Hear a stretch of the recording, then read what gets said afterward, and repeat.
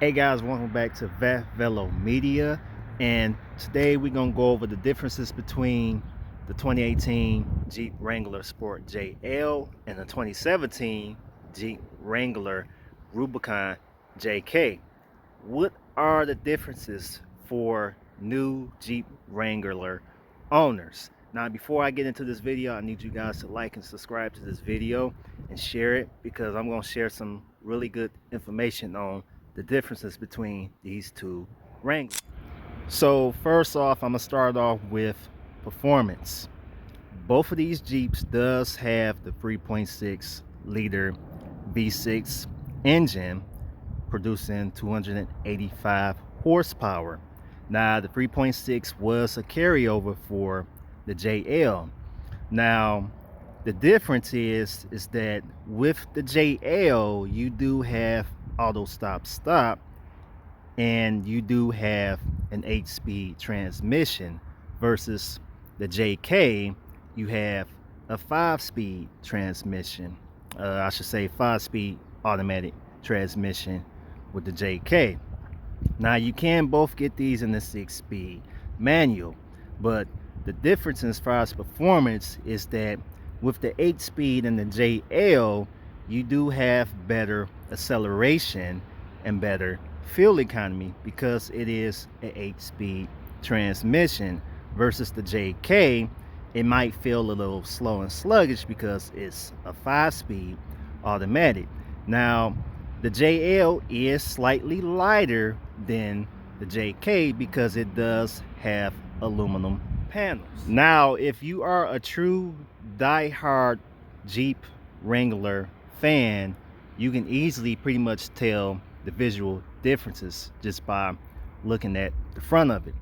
Now obviously with the JK you have the turn signals in the grille, versus the JL you can see that the turn signals are in the fenders. Also the grills, notice with the JL you have this slightly angled right here, and they did that for aerodynamics, versus the JK is pretty much straight up. And the reason why they did that with the JL, and they did it because of aerodynamics, they wanted to try to make this a little more aerodynamic for fuel economy. Also, another difference between the JL and the JK is the hood pins. The hood pins are slightly different than the hood pins on the JK. Now they redesigned the hood pins on the JL due to the fact that a lot of JK owners been complaining about hood flop as they driving down the highway. As they driving down the highway, the hood will flop. And also heard rumors that because this is rubber, sometimes that will break over time from it stretching. Also, the JL, it doesn't say Jeep on the front of the grille. The JK says Jeep on the front of the grille. So that's another difference between the two. This one doesn't say Jeep on the front of it, the JK does. So when you look at the front, the headlights on the JL versus the JK, the headlights on the JL is kind of almost like it's going until the 7-slot grille. The JK doesn't. It's just right there, versus the headlight here is going inside the grille. Another difference between the JL and the JK, now you may not see it right here, but it's the windshield. The JL's windshield is slightly more angled than the JK's windshield, and the reason why they made this one more angled, again, because of fuel economy. They wanted to try to make it aerodynamic, but in all honestly, it's still a brick of ice when you're going into the wind. Coming from the side, this is the JL's windshield and this is the JK windshield. So the windshield on the JL is slightly more angled than the JK. Coming to the side, what are the differences? Well, first off, the JL, you have this functional vent right here, versus the JK doesn't. Now they put this functional vent here because there have been complaints about the JK heating issues on soap. So people been saying that this Jeep been overheating, the JK series. So the engineers wanted to do something better to make some of that heat come out for better performance.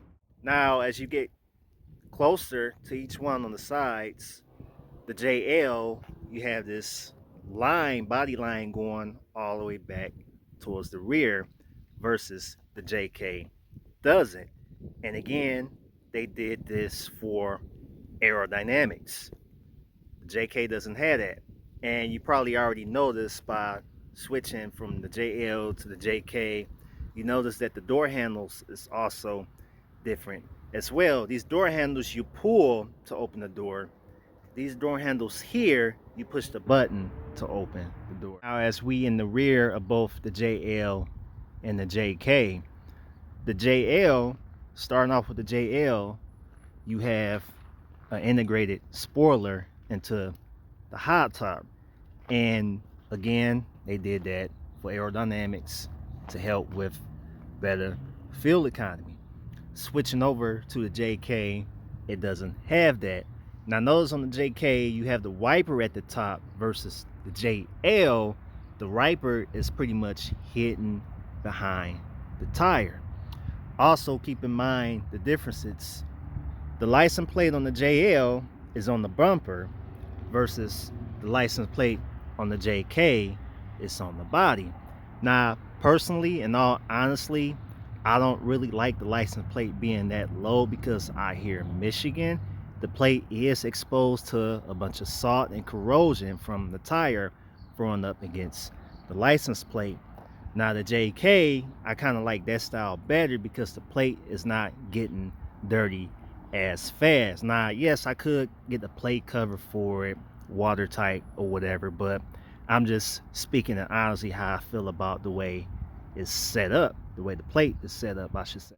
Also, the third brake light on the JL is a little bit thinner than the brake light on the JK. Also, the JL, you have this what you call wannabe fake aerodynamic strip following the doors all the way back towards the back of the hardtop versus the JK, it just stops at the door. This one comes all the way back. Also, I want to point out the tail lights. Now, the tail lights look almost similar, but keep in mind that on the JL, the tail lights stick out a little bit on the rear fender than on the JK. So yes, the JL, the lights stick out just a tad bit more than on the JK. Now the interior, obviously, it's more updated, more modern versus the JK. It's kind of more, I want to say, classier. The JL series had these handles up here in the pillar versus the JK.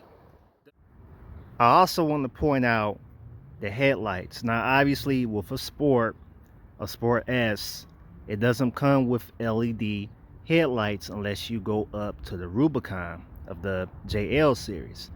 The JK, this being the Wrangler Rubicon, you don't have that LED option unless you decide to go on eBay and put LED aftermarket headlights in yourself. But the JL, again, this is a Sport, not a Rubicon. If this was a Rubicon, you would get the nice LED lights and the daytime running lights as well. But in all honesty, both of these vehicles are off-road capable, go anywhere. The only advantage that the JL has on the JK is the 8-speed transmission. Now, both of these both have the same amount of horsepower, but because this one has an 8-speed, you get a little bit better fuel economy, especially with the auto stop, and acceleration feels much faster than the JK. Other than that, both of these vehicles can still do off-road adventures as you wanted to. Now, yes, this one does have a little more technology than that one does, but they both still are pretty great vehicles. I hope this helps out showing y'all what's the differences between these two. Go ahead, like, comment, subscribe, share this video. Thank you guys for watching, and I'll see you soon.